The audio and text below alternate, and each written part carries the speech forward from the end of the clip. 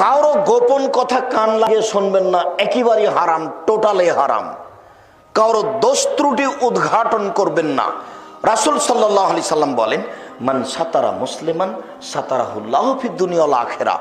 কেউ যদি কারো দোষ ত্রুটিকে ঢেকে রাখে, জেনেছে যে ছেলেটা জেনা করেছে, জেনেছে যে মেয়েটা জেনা করেছে, কাউকে বলেনি, ছেলেটাকে বলেছে, এই খুব খারাপ কাজ, সাবধান হও, এই মেয়ে তোমার এটা কিন্তু আমরা গোপন রাখছি, খবরদার এই কাজে তুমি যেও না।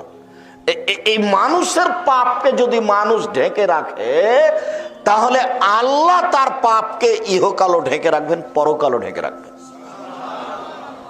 এক মিনিট,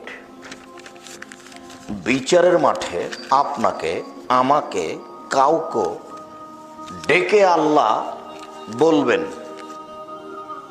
তার বাহু দিয়ে তাকে অন্তরাল করে নেবেন, ঢেকে নেবেন, কাউকে দেখতে দিবেন না আল্লাহ। তারপরে তার আমলনামাটা বের করে বলবেন, দেখো তো, হাল তারিফ জাম্বা হাজা, তুমি কি পাপকে চিনতে পারো? এই পাপ কার? তখন লোকটি বলবে, জি আমি চিনতে পারছি, এটা আমারই পাপ।